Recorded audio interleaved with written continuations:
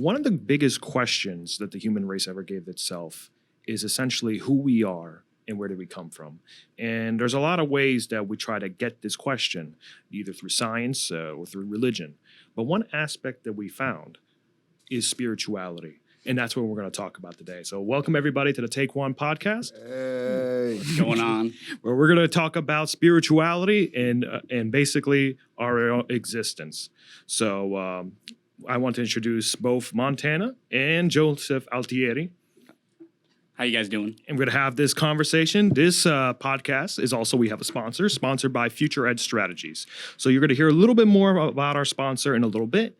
But first, guys, tell us a little bit about yourselves. Basically, describe what got you into spirituality. man, life's a son of a bitch.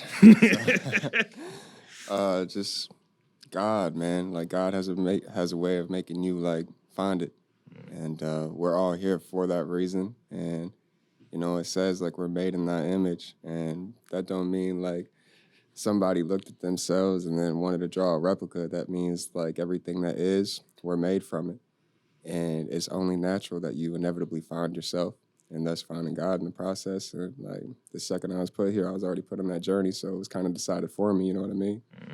I'm kind of like right there with him because I was 6 years old when I had my first significant spiritual experience where like time melts away and it's undescribable. But I remember sitting in church listening to the homily and like there was just this bliss and like this perfect unity with everything around me. And from that moment forward, I wanted to build my life around it. So I was involved with the Catholic Church. I did youth ministry. I traveled to England. I was a youth minister over there. And yeah, that all took a very hard left when I got into neuroscientist and psychology because, I was just starting to learn how the church wasn't entirely right, which in my world at the time completely discredited it, and it was wrong. Right. I was living in a world of black and white, and if it's not black, it must be white. And if it's not real, it must be false. So then I became an atheist, hardcore, very passionate about it. Just like people don't understand that when you're raised Catholic for so long, you're a pendulum. And when you swing the other way... Pendulum always swings back. Yeah, my father used to say that. And I was basically a Catholic, but with atheism. Like really getting people to question their God and question their faith and religion. And then, there was multiple things. There was a music festival that brought back that bliss from when I was like 6 years old that was outside the church. So that was my first spiritual experience outside of the church. Didn't know what to do with it. So I just kept living my life. And then I overdosed on acid. And I just learned so much about myself, about the decisions that I've been making, and about how untruthful I've been with myself. How was that experience like? Undescribable. I was just telling him, there was two different experiences. I had an out-of-body experience. So there was this point where I was falling through a hole, and the people that I was with literally disappeared, and then I left my body. But my body had a full psychotic breakdown. Like I was put in an ambulance, brought to the hospital, shot up with an antipsychotic. Like it was a big deal. But on my end, I went through death. I was buried. I saw the birth and death of the universe over and over. And I just saw like me in everything. So like imagine particles just flying by you and then going back in. So it was expanding and then imploding. Right. Expanding and imploding. And like there was just something about it that was like beautiful. Right. It was very it's very interesting because like when we talk about spirituality, and a lot of people do, it's basically there's always a talk about interconnectedness with either the universe or with the planet itself. How would you guys describe spirituality? Like if you had to like give a concrete definition. Truth. That was a one. I honestly think it's however you define your connection to what seems like an external world to your internal world. No. So it's however you reinforce that thread or that truth. It usually is where spirituality and religion gets compiled. Right. Now, does your spirituality evolve, or is this something that remains like you have like your stagnant practices? And is someone getting into it? Do they like follow particular people? Like how would you describe your overall journey? I mean, if your spirituality isn't evolving, you're not evolving. You know what I mean? Like, you change a billion times a second. Right. You know what I mean? If you're the same person 10 years from now, you've wasted 10 years type. Absolutely. So what have you learned? What continues to resonate with you? Have you found anything you need to make adjustments or corrections with? Right. Like, is there something that used to resonate with you that now you look at it and go, I have a misunderstanding of that or a misperception of that? Where do you start with spirituality? That starts with yourself. I think the first thing you could do is go sit down and meditate, listen. You know what I mean? And like, what is meditation? That's a practice of listening, of surrendering, right? Listening to yourself. Like, don't stop all those thoughts in your head. Listen to them. Learn yourself. You know what I mean? Trust ourselves and trust each other. You know, when we read from different religions and stuff, we're reading from our brothers. Like, Jesus is no different than you. And it's truth. Yeah. And it's like all those scriptures and all of those ancient texts, like they have so much truth in there. Yeah, there's almost some kind of universal wisdom in between them, because while there are a lot of different takes on certain things, there's a lot of concrete definitions on how we should live our lives. You know, not to steal, do not murder. These are some things that are just universal humanism. Yeah. Which is smart, man. When we find patterns in something, maybe we should listen. If 1,500 people have been saying, don't steal, don't do this. Okay, well, y'all are onto something probably, if that hasn't already resonated with you. You talk about interconnectedness. What's it called? The monochrome? Do y'all know what that is?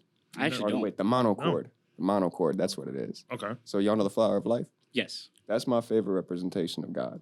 Okay. Right? And that honestly is an honest representation of God.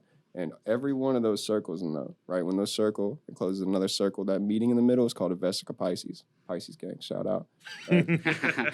Every one of them vesica Pisces is what you and I are. So that flower of life, that circle, that's God. That's everything. You and I are made in the image of everything in the absolute. We are individualizations of God. One of the vesica Pisces in that flower of life. The monochord is that chord that creates the circle and continues to create all the circles within it. The same chord and the same thing that drew me is what drew you and connects us all, right? And like, you pluck a string on a guitar, right? It's the same string going all the way around, making everything, drawing the same things. I like that. I like that. So when my string gets vibrated, your string gets vibrated. Well, and that happens regardless, Right? Whether you're a spiritual person or not. We've always fed off of each other. Human beings have always fed off of each And there's something even scientific about it. I mean, even like the DNA of a human being and a tree, while there is some differentiation, there's also something that we have connected. There's a huge percentage of similarities. Yeah, with every living thing. And that's what I love most about my journey through the Catholic Church and through atheism, because I was so black and white. If anything even sounded remotely religious or dogmatic, it was dismissed. Like, I dismissed everything. Right. So everything that I've adopted for myself had come through the field of science. And go figure, it just brought me right back into spirituality, like a belief in something greater than ourselves, and that we are connected to that greater thing. Like, we are that greater thing. And it's funny because it was science that brought me there. It wasn't religion. And I think that's pretty cool, because when it comes to meditation, like, there's so many different types of meditations, because I've tried them all and none of them really worked. It was only when I listened to myself and realized that I had the power to create what works for me. And that has changed my spirituality significantly, because a lot of people think they have to live a certain lifestyle, do a certain practice to be spiritual. But spirituality is very personal and intimate to who you are. Yes. It is very like personal, right? Because which is very different, because when we usually like the old way of viewing spirituality was something we pretty much associated with the Eastern world instead of up in the West. But now, as religion is declining, you also see a lot of people becoming more spiritual. So do you guys feel that, like, in regards of religion, do you feel like spirituality will take the place of religion, or do you think it will coexist within it? I think coexisting is the only option, because the second we try to crop something out, it's trying to remove somebody's pathway to the beach. Right. When there's thousands of pathways. I think we just need to teach people more how to accept their beliefs for themselves and not push them onto other people, because I think that's where a big issue with people of religion lie. Because I can talk to someone who is a Christian and heavily believes in like the Ten Commandments and stuff like and stuff like that, but they're trying to convince me that God is real when I'm just trying to have a conversation. So like right off the bat, there's already friction within the conversation because they're trying to get something out of it, whereas I'm just trying to connect. So I've just Look noticed at the difference between those. Like, you're just trying to connect, and they're afraid of something.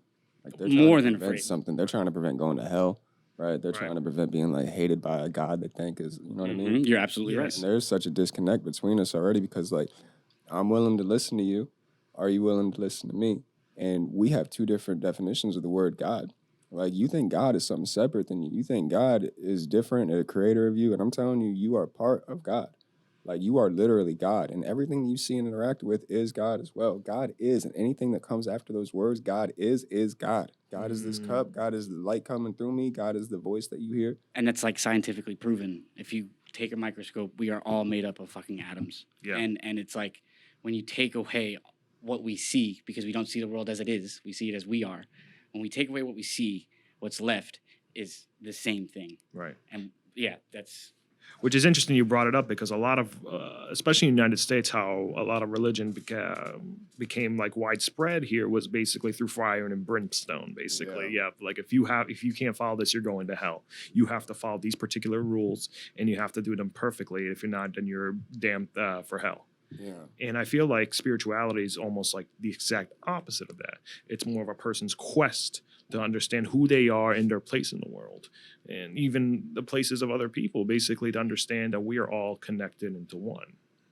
Okay. And with all these religious texts, you Right. know, you got to look out for what are people always trying to do? Well, people are always trying to get over on other people. And did anybody try to do that with any of these religious texts? And the best way to do that, let's throw some truth in there and throw a little bit else in there. You know, if you just made it all ridiculous. But like, for example, like Christians go around praising Yahweh, right? The same dude that asked Abraham to sacrifice his child. Yes. That sounds like God to you. Abraham to kill Isaac. Yep. I don't give a damn if I was 7 years old or 7,000 years old, 7 eons old. Like, it doesn't sound like love. I know what's wrong and what isn't, and I promise you God didn't do that, right? So is Yahweh the same person as Moloch and Baal and all that? Looks like it, but either way, like child sacrifice, that's the individual that you're worshiping, right? And if you notice in the New Testament, Jesus never calls God or the Father Yahweh. Never uses that word one time, actually. So it sounds like two different beings to me. I don't think Jesus was trying to establish Judaism or grow from Judaism. I think he was a truly enlightened person who understood himself to the point, himself in the universe to a point where he could work miracles. Because I do believe that when you anchor on to the point that we are everything around us and you like fully believe it, you start to manifest and create your reality. And I think he was just so in tune with the universe that it like the only way he could explain it to people was through the lens that was given through him. So it wasn't him that made the religion. It was the people who didn't fully, those who will listen cannot hear, and they did not hear because he was trying to put the power with the people. If you read scripture, he's always trying to like put you in the position of God. Anything I can do, you can do better. He was going around telling everybody. Like, he never said, If like, you have I'm the faith son of God and you're not. Correct. And like I get chills thinking about it because like this is all the stuff that came back when I like tapped into my spirituality again. Like these vivid clarity, like vivid clarifications in scripture that I would have never even thought of not having gone my journey. So it's like perfect example was if you have faith of a mustard seed, it's like that hit because it's like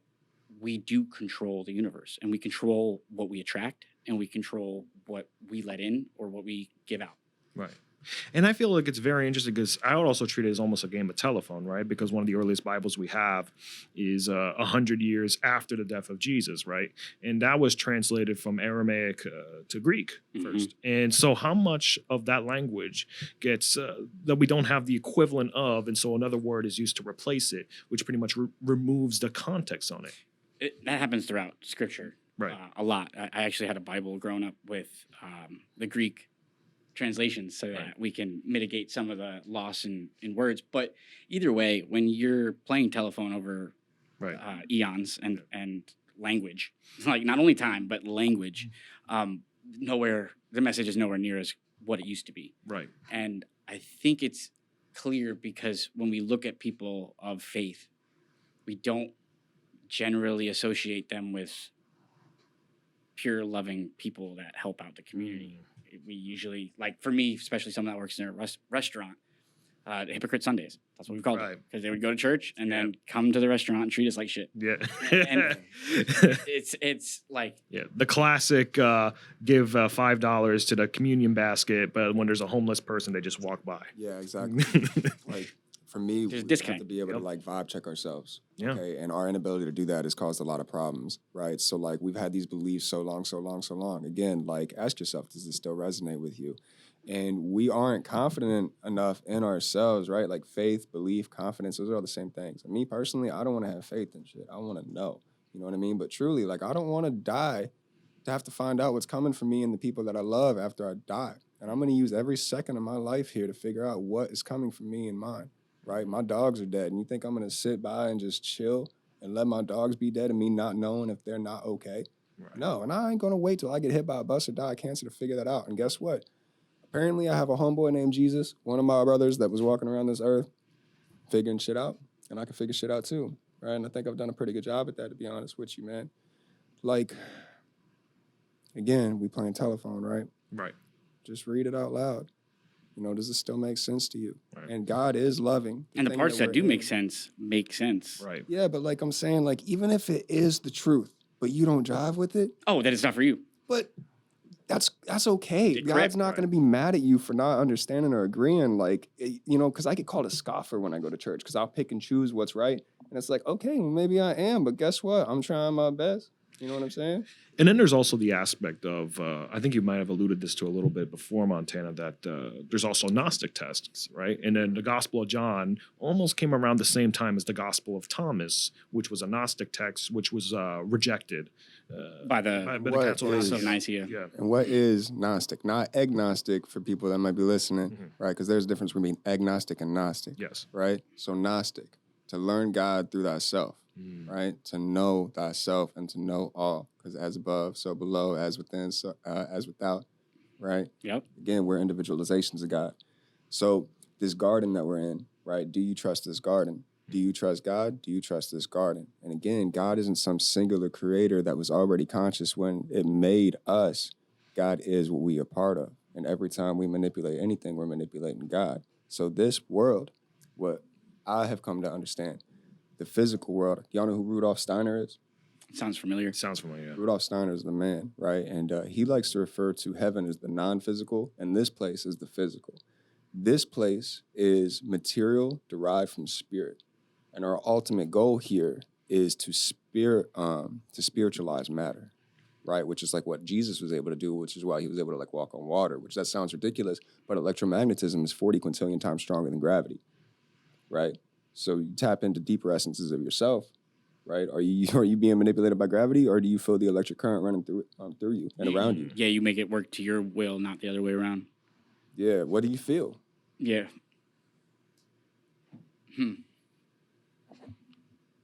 Something to ponder over. Yeah, and there's the thing that like it really resonated Gnosticism with the ancient Greeks because there was at the time the idea that this world itself is just an imperfect copy of the spiritual, right? Yeah. And that's one of those things that like Gnosticism really drives home with. Yeah. That essentially that the Yahweh that the Christians, the Muslims, and the Jews is more of a jealous, tyrannical God, Mhm. while the real God is out there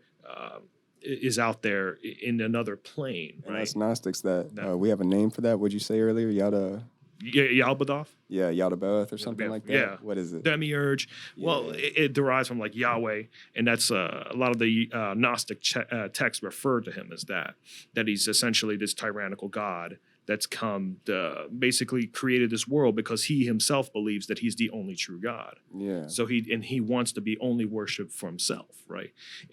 But Gnostics believe that he was actually a descendant of Sophia, who created him as an imperfect copy. Yes. Okay. Sophia being like the mother god of Yes, existence. Sophia, wisdom. She was like the Mm. wisdom of the world. Like, in fact, her name herself is the word for wisdom. Yeah. Okay. So I just want to like start off by saying I think every religion, every philosophy, everything that we've achieved while trying to seek spirituality, I think it's just a reflection of the the culture that was able to reach the stars in a way that worked for them. So like the way I like to describe the universe or God is like we're all in a room and then there's windows everywhere that seek out into the universe. Everybody has their own window. But just because that window worked for this culture in this time doesn't mean it will work for this culture in this time. However, we are there's constantly windows available. Like it's there's no restriction to that connection to the spiritual. And then also what you were saying about like we came here to make material spiritual, right? Is that what you were? Yeah, it's a spiritualized matter. Yes. So like I've been currently practicing that there is no separation between the two. Like the separation exists in our mind, and then because of that, what we see ensues. So it's like the more I see everything as like spiritual as me, whether material or not, the the stronger that connection to it becomes. You like Kid Cudi? You ever hear that song by Design by Kid Cudi and Andre 3000? No. Andre say, I do think when you think too much, you're removing what's moving, right? That's a really good song, man. Y'all should listen to that. He knows, bro. But okay, so like we look at him, for example. This is going to tie into a couple things. I do want to get on to that. Did you have anything else to say? No, you're good. No, go ahead. You got me. When we look at my man, for example, humans have a problem with conceptualization. We have a horrible problem with judgment, right? And like we've always done that, and it's because of our fear, our need to understand and know and to be able to ultimately control something, right? So every time we interact with anything, there's what we are interacting with, and then in between that is our opinion on it, right? I can do anything. It doesn't even have to be negative. I can just look at you and just start imagining or just thinking about your hair or anything instead of just seeing you for what is, right? And this goes with everything that we do. How muddled is the waters that you're looking through? How muddled is the lens that you're looking through? And what I mean by that is you see, you are sight, you are the eye, right? Are you getting in the way of that? Right. And there's also the thing of sending energy towards people, right? Because some people, like, even without saying a word, you could tell someone who's like wishing you bad, right? And this is something very ancient, like the ancient Romans and Greeks had, and it's still today in Greece and Italy, the malocchio, the evil eye, where someone wishes you bad. They don't have to say anything, but they look at you in a certain way, and they're wishing bad on you. And they treat it as almost like a sort of curse. So to like use your mouth as like, you know, like the magic wand, like, okay, we say it and we vocalize it. Like, okay, that might add like extra power to that spell, but it's still a spell before you verbalize it. It's still a spell when it's just said in your head. Right. But doesn't that only enforce the fact that the spiritual and material are intertwined? Oh, they are 100%. Okay, like absolutely. I just wasn't sure. Like nothing isn't intertwined. There's nothing that's disconnected from anything else, even if it wanted to be entirely. Right? Like, which is interesting because a lot of people will treat the material as almost a distraction of the spiritual. Yeah, and they act like it's not a good thing. So let's say the devil did create this place in the beginning, okay? Right. Well, if it wasn't supposed to be, it wouldn't be now. God wants this place. God wants you to have a temple to worship and to play in, right? These are the fruiting bodies of our spirit, of who we are. The physical is the fruiting body of all that we are. Right. And eventually we will master that. We won't have to keep going through temples. We'll just get our temple that we reside and shine in. You know what I'm saying? Forever. Be able to do whatever we want to do. Like in the Bible, it talks about Jesus creating new bodies and new earth for us, right? So what is Jesus? What exactly is that? Because from my understanding, that dude's name was Yeshua. And Jesus Christ was a title that he earned. Right? Yes. The Christ, the Christus. Yeah, exactly. It's very interesting because there was those moments that Jesus wandered down the desert and we still have no idea where he went. And one of the things could have been he could have went to the East and discovered Buddhism. Bro, exactly. And it does say that he went to China, right? Or he went to Asia in the book of Thomas. or the Gospel of Thomas? I think it was the Gospel of Thomas, but it's not in Scripture. Yeah, because it's non-canonical. it was a theory that I had coming out of the Catholic Church that was confirmed by And again, Thomas. this is one of our brothers. This isn't somebody like, this isn't the only son of God. This God is didn't someone give- who achieved like enlightenment and Right. connectivity to the universe, like what we're all capable of doing. First of all, you acting like this dude was born to a virgin. They were married. Joseph and Mary were married. You think they weren't fucking? You know what I mean? But that, like again, that's all like Okay, and it is. But like my point is, he walked in the desert for 40 days and 40 nights. You know why? Because he married a whore. Jesus married a whore. That would have me stressed out too, bro. Jesus is kicking it with lawyers and killers and whores, bro. He had to walk for 40 days and get his shit right and ask you, God, Father, Mother, what are you doing, bro? What have you done? What is going on? And the ultimate answer is like, you a child. Chill. You tripping over 80 years. You tripping over 100 years, over 40 days. That's nothing. You add as many zeros to that as you want. Add a 9 and then 9 billion zeros and call that years. And it's still not even the beginning second of eternity. No matter how far we go, we are still just in the beginning. You are always just in the beginning. So learn to chill. And the more we can handle, the stronger we are, the more this garden is going to trust us with our ability to do that. You know what I'm saying? I do. And I feel like one of the benefits and then detriments of like the modern world is that as we construct and we build and we industrialize, right, we remove a lot of nature. And there's a lot of people who live like in New York City who rarely ever see nature. And I feel like one of the big things about spirituality is to be connected with this with nature itself. Well, right? we are. Right. We are nature, Which is, right? I think, also you kind of shined a light on why religion just isn't working like it used to, because it's only disconnected us from nature and reality more than it has united us. Right. So I guess I should speak for myself. I don't want to speak for like other people out there, but in my own experience, it was definitely, I didn't camp until I was 18. Like I fell in love with nature the first time I freaking slept in the woods. And like it was love at first sight. And yeah, nature is my spirituality. Spirituality is my nature. Like they're one and the same. I went camping last night, baby. And, you know, like when we're babies, we listen to like, the lullaby. Well, it's like, what do you think birds singing are? What do you think the crickets are like the wind is outside? Like people listen to TV or like music to go to sleep. And it's like, you could just be listening to the wind. People don't realize like silence is so loud and it has so much to say. Yeah. Right? And I talk about it a lot, but we're just a society distracted and addicted to our dopamine fixes. And it's just hard to, even as someone who has like some practices in place, it's hard to consistently do it because of how easily it is to get distracted. It's like we're fighting an uphill battle. Okay, and is that because there's an attack on us? Is that because there's a war on us? Like we herd the cattle and we kind of make them stupid and we put them where we want them, right? Well, is there somebody keeping us distracted? Is there somebody keeping us junkies so we can't keep our focus together for longer than 3 minutes? Right. Are we being herded? But like I've always thought that, like, yes, I think we are. Yeah. We've always, as a society, especially in America, we have Capitalism, consumerism. we've because- definitely been herded Right. and tried to not tried. We've been suppressed, like a lot of in a lot of ways. Right.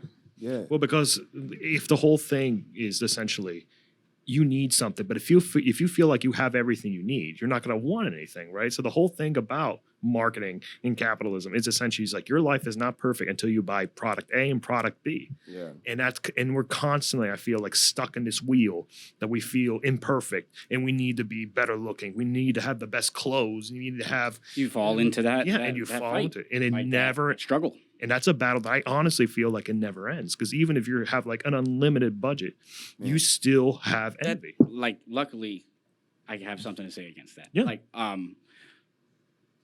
so I was without a job, running low on money, rent's late, this, and that. And this was at a time where I just continued to trust in myself, the process, and where I was at. So we literally live our life in imaginative fear over a standard that society puts in place that doesn't respect you, who you are as a human being. And we beat ourselves up if we don't live to that standard. It's all in your head. It- Everything's it's in your imagination, bro. Like literally. most of the way that most of us live our lives is nothing but crazy fictional nonsense. So luckily, with that being said, now it's just a process of shedding that skin, shedding what doesn't serve me, because I don't want to live by this set of rules. I'm the creator of my universe. I'm not living by this set of rules. And then you really start to realize how much of it was just bullshit. Yeah. And it's like, It's you have hard, so much too. energy back. It is. Because we're tribalistic by nature, right? Our whole thing is how do we fit into this tribe? Yeah. Because no man is an island, right? No one to be alone. You have to be either to be like an animal or like a god, right? We crave social interaction and we want to be understood, and that's why these things sort of happen. But yeah, I mean, it's hard to like remove yourself from cultures and just to be yourself truly. But that's what it is. Like you have things like capitalism, and you have things that like the whole thing is to sell, and you're not good enough until you buy this product. And again, this is going back to our issues with conceptualization and our constant issues with thinking. So in the fall of the Garden of Eden, right? Mm-hmm. What is the apple? Right. Do we know what that is? There's debate. So- There's different things. I know knowledge was one of them. Right. So you got your circulatory system, Mhm. right, which is your tree of life, right? And you got your nervous system, which is your tree of knowledge, right? To bite the apple, the tree of knowledge, is to use your brain in a way you shouldn't, right? To bite that fruit at the top, But I don't think conceptualize, to judge. we were ever. I don't resonate with that Adam and Eve story in that sense because. Well, there's so much we could talk about there, bro. Like that's just, yeah. Well, I just think we were given these brains for a specific reason. Like, I think we're supposed to use more of our brains, not less of it. We're just using it in a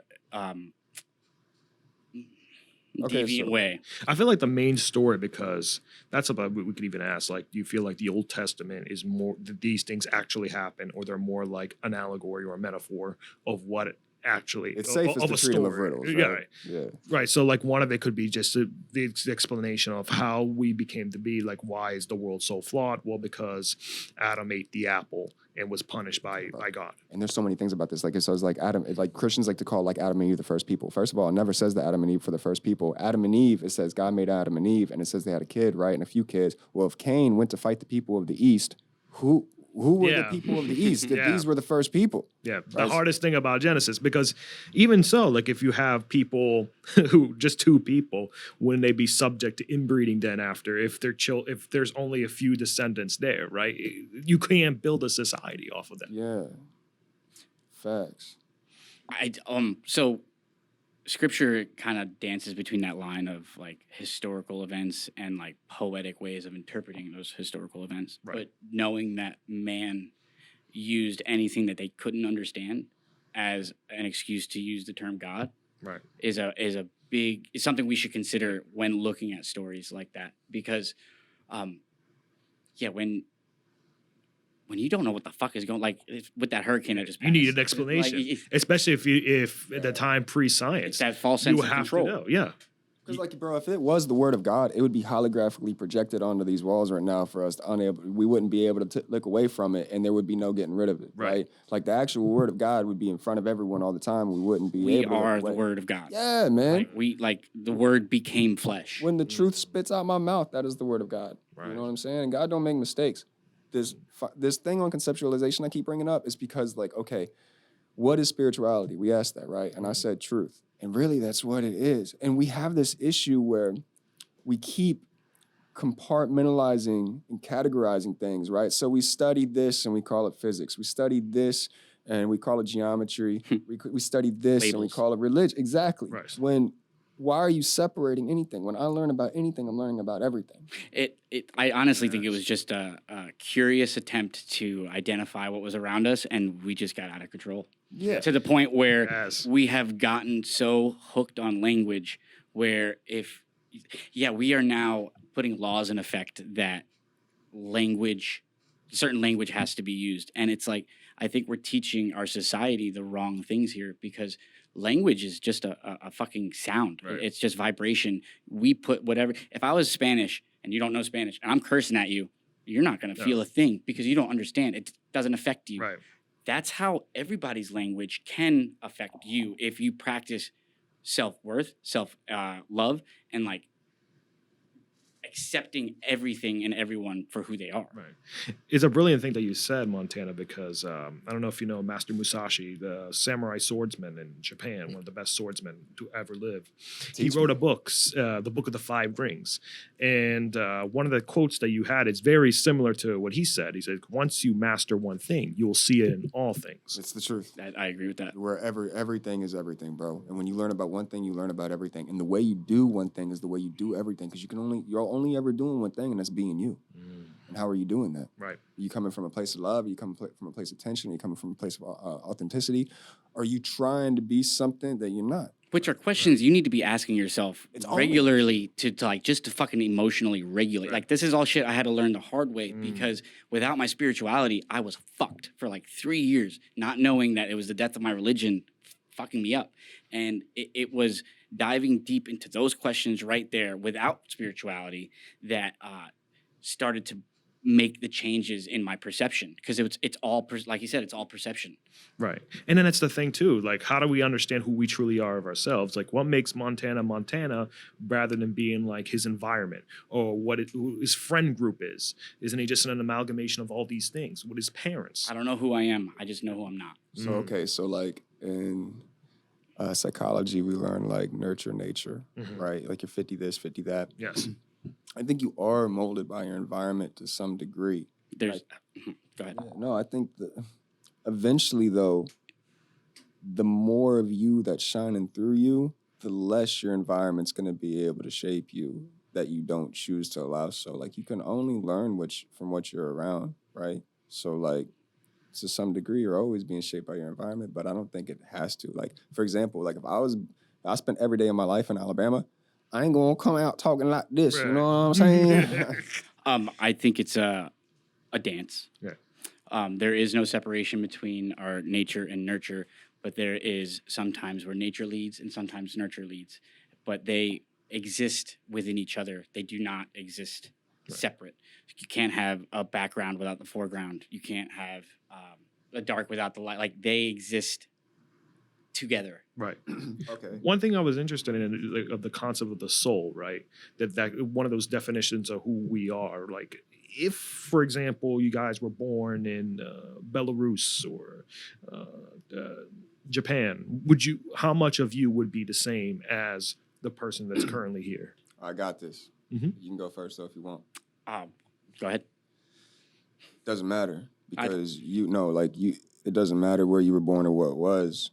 You were born where you were supposed to be born to who you were supposed to be to. Like this little game we're playing, like this little tiny physical game of Earth that we're playing, none of it's on accident. And your name, your birthday, your parents, your body, your temple is all the perfect physical representation of you. And no matter where you were born, you were going to be you, man. I agree. However, I do think I think there's truths that we hit. How we get to those truths will vary. So like depending on where you are in your region, like so on and so forth. Yeah. So I do think it'll have a little impact, but essentially the same truths will be stumbled upon. I guess like I'm saying, if I was born in China, I would be different than I was born right here, but you just have the same truth. I think my point is that's not even a question worth asking because I wasn't born in China, I guess. Right. Let's keep it so simple. Right. Like you wouldn't be born somewhere, become something that you're not because you know what I'm saying? I called earlier, these are the fruiting bodies of us. Right, because what the question I was trying to like pretty much delve into is what exactly is the soul? Okay, so I go back to the flower of life. That's like the easiest way to like talk about anything, right? The soul, what we are, the encapsulation of all that is, right? So everything else, everything everywhere, all of the ether, all of the waters that are, all of the light and all the darkness everywhere, imagine a big circle around it, and that's God, right? And imagine another circle around all of that, or inside of that circle, that's you, right? That soul is the essence within that shape. Like, do you feel like it's like an aura outside? Is it internal? It's all. Like, literally, it's everywhere. So, like, a lot of people talk about your Merkaba. Do you know what your Merkaba is? Mm-hmm. All right, it's like basically, it's a 2-star tetrahedron that's interlocking with one another that forms, like, so in your physical body, it's the first 8 cells. So you got like 8 stem cells, right? Okay. And we're 4 base pairs, right? 4 times 2 is 8. Well, these 4 make this triangle, these 4 make this triangle, and they interlock. One's spinning this way, one's spinning this way. These represent your masculine energies and your feminine energies. Technically, they rise. They start at the base of your spine, and it rises up your spine.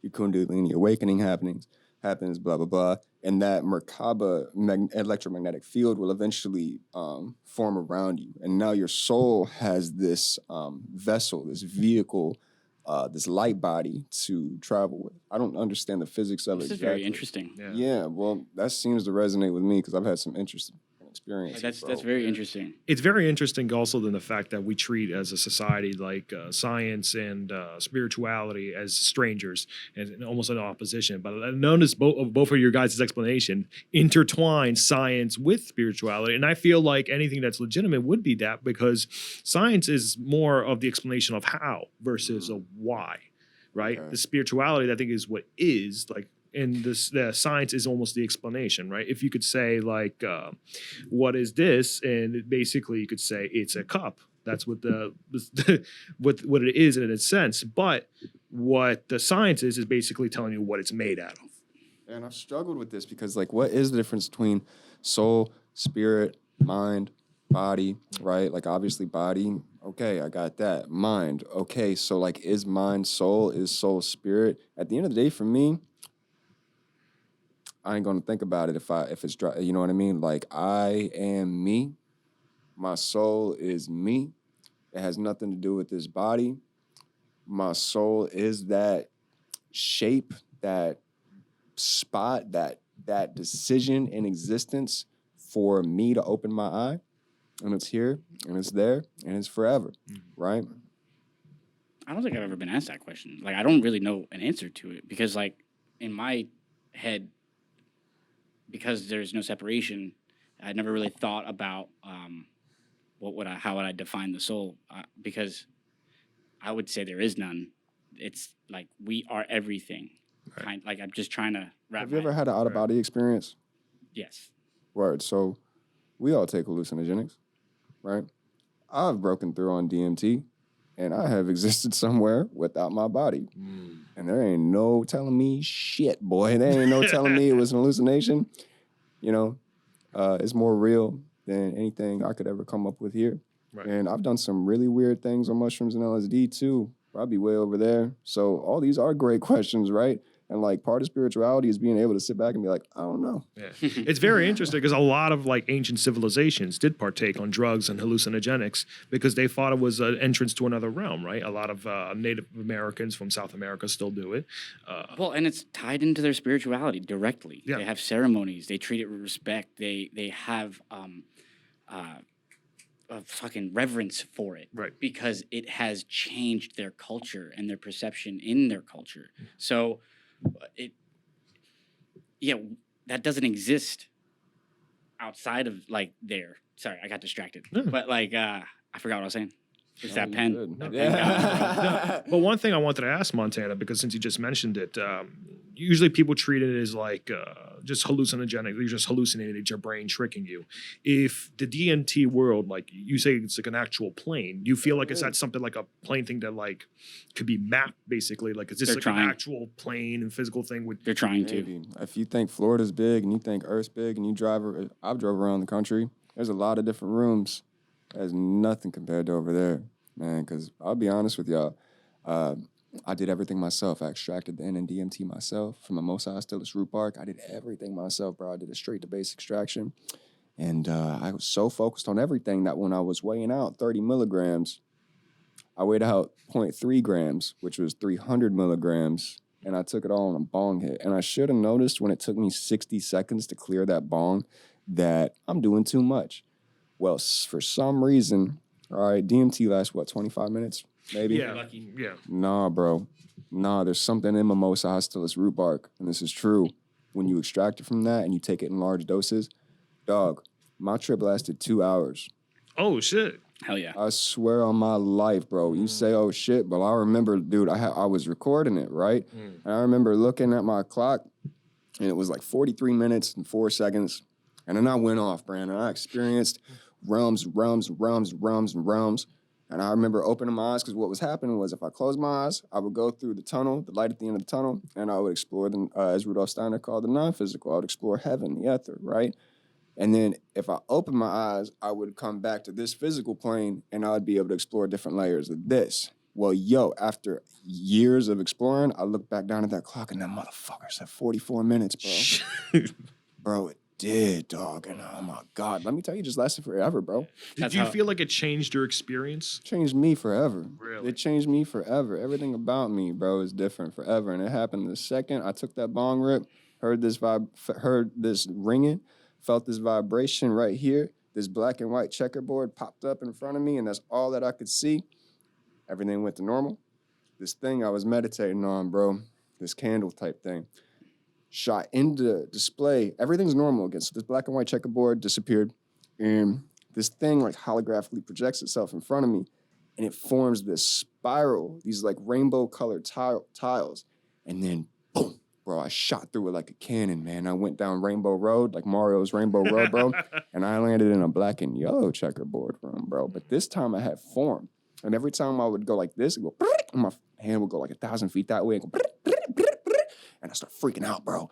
And I was like, shit, what did I do? I had no idea. I just took a bong hit. I was like, am I dead? What happened? Is this all the Adderall I took in my life? Like, is crazy. Like, is this going to be me forever? Shit. And I was like, no, man, you got to calm down, bro. And from there, I fell out of that, and I woke up I pushed myself off the desert floor, bro. I was in like this laboratory in the desert floor, bro.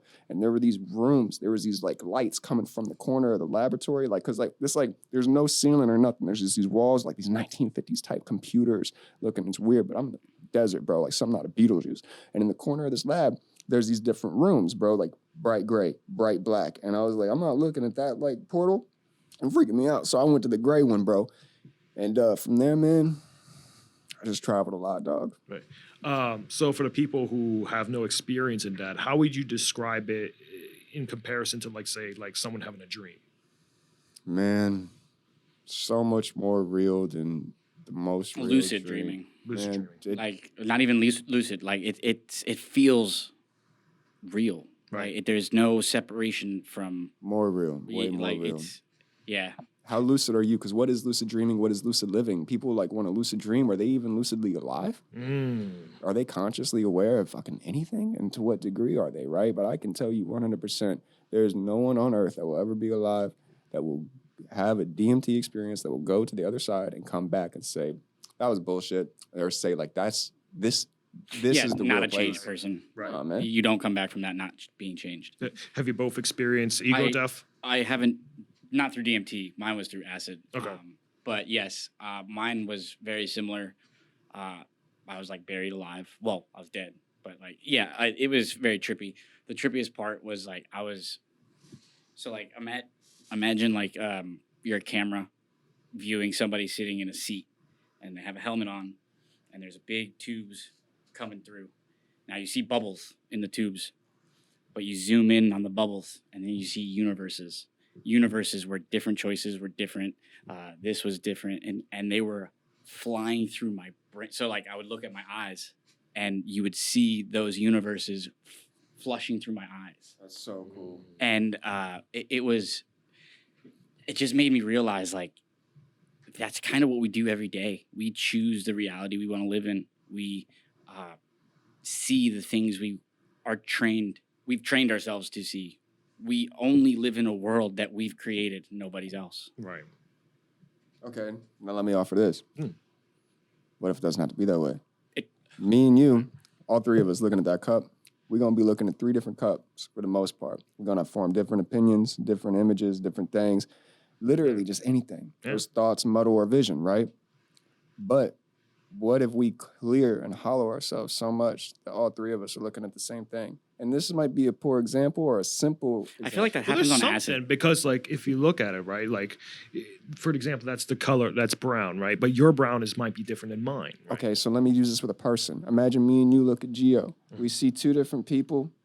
What if one day we won't? What if one day me and you can both look at Geo without any opinions on it, any conceptualizations? We see Geo as perfectly as he is, 100% as he is. And this is what Ram Dass talks about. It's like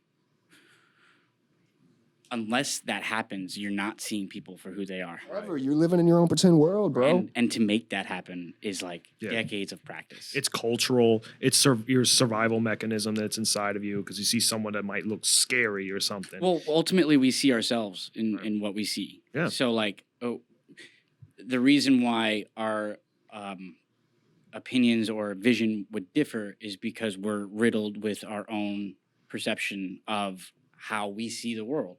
And a big part of my spirituality and meditation is addressing that or confronting it and allowing it to shed, because and sometimes it'll shed and then literally you'll wake up the next day and learn the same exact lesson the same exact way, have the same exact reaction, but it just lasts a little shorter. And you're like, oh shit, You're going to keep getting that lesson until you figure it out, right? and that's like when people say I'm enlightened, it's like you're dumb, because enlightenment's not a destination. It's a journey, and it just keeps going deeper and deeper and deeper. And if you're enlightened in this space, one day you won't be the next day. Right. Enlightened. Your light that's within, right? To be illuminated, to light that flame within you and let it shine throughout you, right? Because you all got a flame in you. We all got spark in us. We all got that light. It's the thing that you hear when I talk. It's the thing that I see when you move, right? Your light is the thing doing everything. That's your soul. That's your spirit, right? How much is it shining? How much is getting through that temple? Is that temple made of glass? Is that temple see-through? Is that light coming through? Or is that temple muddled? Is that plastic? You know what I'm saying? You fake? Yeah, it's like almost like enlightenment's. It's almost like a state rather than what it actually like. You just become. It's something you have to continually learn and process. It's something that you have to like continue with this journey. Right? Even if you are 100% enlightened, you are. So I like. Do y'all know who Walter Russell is? Dang it. No, Yes. That's two people now. I don't know. Well, okay, so he was really good friends with Nikola Tesla. He was the one Okay. that wrote that book and was like, Nikola Tesla was like, you got to lock this up for 1,000 years. I really like, shout out Daniel Royal, he's who put me on. I really like how he talks about Christ consciousness, right, and what Christ is. So he says we are not conscious, then we have partial consciousness, and then we have full consciousness, right, which is our complete consciousness, which is Christ consciousness. Most people aren't conscious at all, right? So check this out. We've got our conscious, we have our subconscious, we have our unconscious, right? The person who has become partially conscious has moved up, and they now have no subconscious, what was, right? So now they're conscious in both of those, and what was their unconscious has become their subconscious. The person that is fully conscious has no more sub or unconscious. They are just conscious of all that they are. And this is a battle, bro, because like I was about to say it's a everyday struggle. you got to, until it's not, but either way, you got to accept yourself for the things you learn about yourself. You might not like what you learn about yourself or God, bro. Right. But if it's the truth, like me, man, And that's I'm very why- It might feminine. leave you to existential crisis too. And but this is Yeah, where exactly. this is where the biggest part of my change comes in. Radical self-acceptance is the key to my heightened spirituality. That doesn't mean you can't work on yourself or carve yourself out. That doesn't mean like you can't change what you have to accept about yourself. You can't change you can't change anything about yourself until you fully understand and accept and love the person that you're trying to change. You know vortex Because you mathematics? can't move from there. Facts. No, I was listening to, do you know vortex mathematics? Mm-mm. 369, if you understood that Nikola Tesla thing. Essentially what this gets to at the end of it, right, is there's a triangle, right? And the first one is what you are right now, right? The first point of this triangle is what you are right now. The second point is what you have to do to get to the third point to get to where you want to be, right? And if you don't look at every single one of these honestly, you're not going to be able to get to where you want to be, right? Like, because you can know where you want to be and you can know where you're at, but if you don't know what you got to do to get there, you're going to have a hard time getting there. Most people don't know where they're at. Yeah, no, Like that's the biggest thing. They know where they want to go, but they don't know who they are because they've never were taught to even question their life, their decisions, their career choices. We're just sold this pipeline dream of like get married, have kids, go to school, get a job, and it's like that's great and all, but we are now setting up future generations for failure because that kind of lifestyle is not even available anymore. Right. It's also a question of time, right? Because it's hard to like try to figure yourself out when you have jobs, kids, responsibilities. You know, What are you going to prioritize? So like last year, last year was a really rough year for me last August, and I went on a camping trip to like figure my shit out. And yeah, the biggest thing, what were you just talking about? Basically, it's hard for some people to truly understand themselves because due to their like everyday lives, it makes it hard. Because if you're So- one person and you're financially adequate, it's easy for you to be like, I need to take some moments for myself. But if you have kids depending on you, grandparents depending on 3 you, jobs. yeah, Correct. yeah, it's hard. The car ain't working, man. You going through a divorce, you know? Yeah, And like with that being said, I've had this truth for a while where if you don't introspect, you're gonna self-destruct. Like it, Ooh, I got something. and I literally fell into the same exact pattern. So like last year, I found myself deep into that pattern where I didn't know why I was working the job I was at. I didn't know why I was dating the girl I was dating, and parenting my son, the person that I saw myself as a father I didn't want to be, and it's like something's not right here, something's off, and yeah, essentially. It was my own perception of myself. I stopped listening to myself along the way. I stopped being honest with myself. And most people don't know how to be honest with themselves because it's painful. When you've built a life that you're not necessarily okay with, and then you wake up and find out that you're not okay with it, that most people aren't prepared for that. It's hard to admit you've been wrong for years. That's, People have a hard time with that, Yeah. bro. Yeah. because a lot of times, like we were talking about just religion recently, right? I don't know what your background is, Montana, but like I know Joseph and I were both Italian, Okay. and a lot of it. A lot of our culture, ever since Rome converted to Christianity, is tied in with Christianity. Yeah. So a lot of our festivals, like San Gennaro, San Rosalia, they're all tied to saints. They're all tied to religion. So when you leave religion, you're almost like feeling like you're leaving a part of yourself, a part of your culture. I died. Okay. And what is that, man? But, I love that. That's great, bro. Well, it's And you like, did. It's You like that's the changed. truth. It's the very essence of who I used to be had to die in order for me to rise. Just like Christ said, like you must die in order to rise again. Like that shit fucking hits hard when you realize, like, oh shit, he's talking about these people we create in order to fucking have an easy Characters. life or fit in or do this or do that, and it's all just fucking at whose expense? You are under no obligation to be who you were yesterday. In fact, you shouldn't. That's facts, man. You really aren't the person you were But it's yesterday. very You're not the hard to person let you were go. 10 seconds ago. It's a practice because letting go isn't something that just happens. It's an entire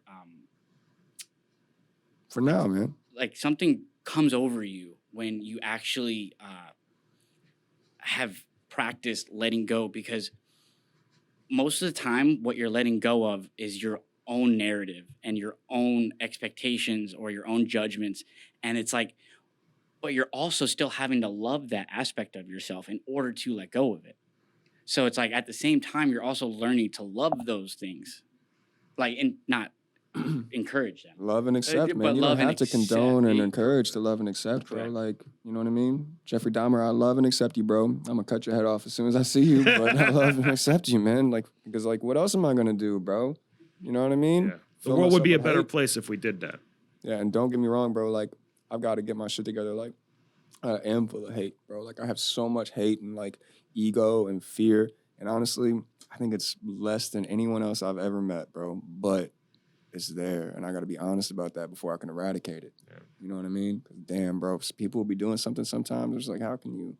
You know what I mean? Like, we're all brothers and we're Right. part of the same garden. And How me, could you do this to another fellow human being? me as a Gnostic, one of the things that I've come to is it's my job to tend to the garden. I'm a gardener, right? That is the damn truth, bro. And you're part of my garden the same way I'm part of my garden. I'm part of your garden, bro. Nice. And how you going around stepping on flowers, cuz? Right. And well, that goes back to like, because that's what they were taught would make them feel better.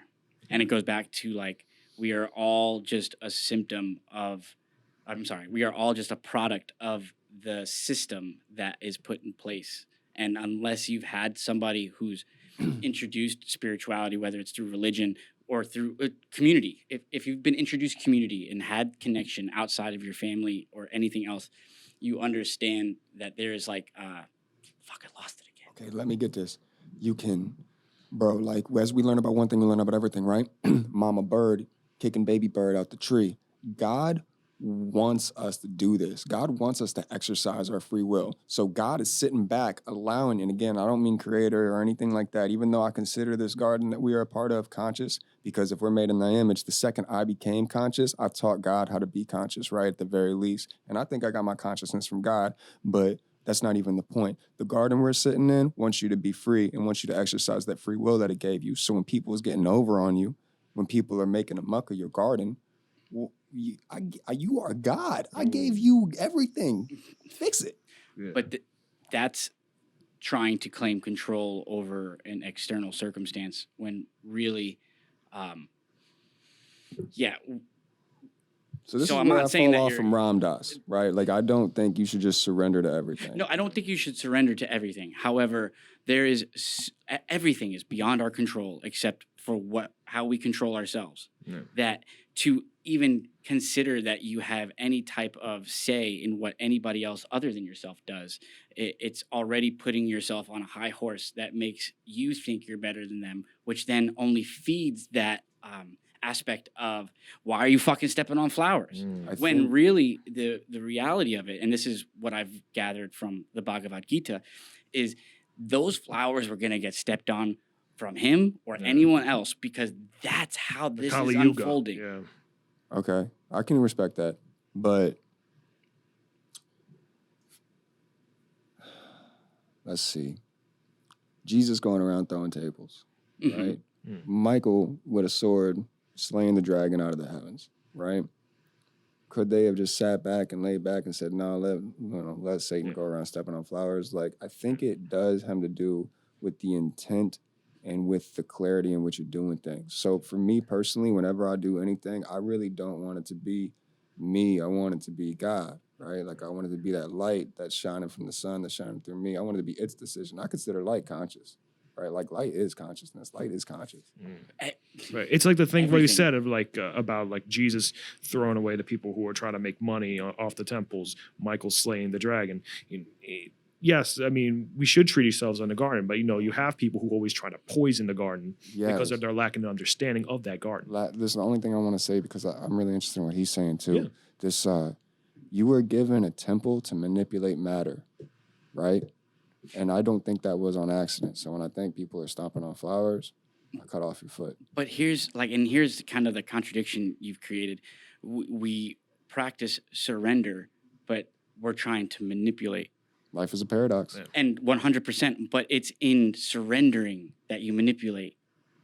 Yeah, I think you manipulate more appropriately and more purely if you've surrendered. But like Yeah. that's why that Well, okay, person so- stepping on that flower, if I surrender to it, I'm not judging him. I can then take the next step and educating him. Right. But then also the death of that flower, the death of the fruit. If you surrender to a lot of it, then there's less fruit for you. There is no death. around. Like What am I surrendering to? That's the thing we should just step the on. unfolding of events. So, and I'm not surrendering to that. I actually refuse. The same way I don't think Jesus would surrender to it, Buddha or God. I think He if died somebody, on the cross because of his surrendering to the unfolding of the events. No, he did 100%. But I don't think he would surrender to that if it was a negative thing. He did that because out of love and out of goodness, right? Because good things were coming But to do us. you When he feel took like that there's a spear in the side, he spread it. He opened a portal, right? There's portals you can go through, and those portals are wider. And that's what happened when he took the Spirit of Destiny. That's just from my understanding of it. But do you feel like there's like a fine line of what, like, while someone like someone let things happen, isn't there a fine line that people can be like, this is a line that you're not going to cross, right? Yeah. And that's the thing with Jesus, that like while he was accepting of people saying turning the other cheek and allowing people to do these horrible things, someone who was taking a temple where we're supposed to connect with God and using it for profit was something that he could not stand. That, and I just kind of like had a clarification moment. Yeah. Also, surrendering to your emotional reaction is a part of that surrender, which allows you to be angry about that fucking flower being stomped. Like, yeah, I wasn't trying to. No, you're It- good, bro. It's like I Jeez. just realized like even in our emotional reactions when we because I have a traumatic background and I have to learn how to like unpack reactions and stuff like that. And when you like when you do that, you realize that unless you're in a safe enough space to express how you genuinely feel, you are not processing your emotions. And yeah, there is a way to surrender to the stomping of the flower, but like there's on a deeper level surrendering to the anger that you feel. If you don't express it, you're then lying to yourself. Okay, and you don't even have to express it. I think the main thing is you feel it, right? So like surrender. Allow it to pass. Yeah, man. Yeah. Like, because when we're not surrendering to our emotions, we're denying them, or we're suppressing and repressing them, and that's how you get cancer, bro. That's how you're getting tumors and shit. Yeah. Like, allow yourself to feel all that rage, man. And that's what people don't like. Even I just like, I didn't clarify, so I wanted to clarify. Like, but that is absolutely a natural unfolding of events. And I think things are super, super, super tricky, bro. I don't think anything like because like me and you are like viewing the same thing with kind of the same beliefs and still different coming language. to two different. Right. You know what I'm saying? You're saying like don't stomp the flower, or let them stomp the flower, and like we're so similar. So like, bro, like it really is just tricky, man. Like free will is crazy, and like what is it that you're supposed to do with it, bro? Love, be good, you know, don't lie, don't assume, don't force your will upon to others. Like, so, you know, man, for me it'd just be more like, what am I surrendering to? Well, life, light, truth, love, reality, acceptance, right? Surrender to the things that are good, and then like, I ain't surrendering to no damn bully, bro. And this is where, like, me and Jesus would have had a talk, bro. Like, you could have and because, like, I think he took that spear, so he opened a portal bigger to make it easier to get through. It said that you used to, like, it's like getting a camel through the eye of a needle to get into heaven. Yeah, right. For a rich man to go to heaven, it's easier for a camel to go in the eye of a needle. Right. I think that portal got bigger for me personally. But let's say that wasn't the case. And this is all just we're just playing pretend here, right? Let's say Jesus did die just because I thought this was what I should have done. We're going to talk, bro. You came back with swords flying out of your mouth in Revelations. You could have hopped off that cross and beat them to death, bro. And guess how much you would have inspired if you had done that? Like, I'm not going out like that, bro. Right. Whether he saw it in a vision or not, because of the nature of what he was already intending to do, he knew his destiny, and he surrendered to it long before he ever stepped into Jerusalem, wherever it was where he was condemned. Right. Tibet was where I was thinking about. Apparently, he traveled to Tibet to learn Reiki. That's what I was thinking about earlier. Tibet is where those monks can fucking melt snow like 10 feet around them. And apparently, he went to the pyramids and stuff, and that was one of the places where he went to mystery school at, because he was called a priest of Mesoldaic or something like that. I don't know that. Like, there's one line where he refers to himself as a priest of Mesoldaic. I think that's how you say it. Lord, forgive me if I'm butchering it, but he went to school kind of to like learn how to do stuff. And there's no like you don't hear about him from 12 to 32 for a reason, bro. And how do you think he met Mary? How do you think he was kicking it with? Because he was out doing drugs, bro. He was feeding people mushrooms and getting wild, dog. He was kicking it with hookers. I do think psilocybin had a very strong factor. No way, bro. For me, the strongest drug experience I've ever had in my life is psilocybin, bro. Like, we were talking about this earlier, the ecstasy that I have felt from psilocybin, bro, there ain't no Molly or heroin in the world, bro. And I ain't never done heroin, but I've done everything else, basically. And you gotta trust me, bro, that, like, the pure light and power and love and joy and pleasure, bro, like, the physical pleasure I have felt from mushrooms have been unlike anything in the world, but the level of surrendering that I've had to do to be able to feel that, bro, and not feel tremendous fear. Like, as Daniel Royal says, fear can't exist in heaven the way a leaf can't exist in fire, right? So when you're trying to get heaven to shine through you and we're trying to spiritualize matter, you're bringing heaven to earth. You got to deal with the intensity of heaven. You are the light bearer. You are the vessel for that. And damn, bro, get out the way. Don't fight it. Don't fight it. Surrender to it. You can't. It always wins. Burn like hell. Yeah. Don't fight it. Well, guys, thank you guys so much for showing up. It was a great experience. We definitely need a part 2. Great talk. Guys, if you guys have any plugs, let me know right now. I love you, man. I love you. Man, I love you too, bro. Yeah, where can they find you?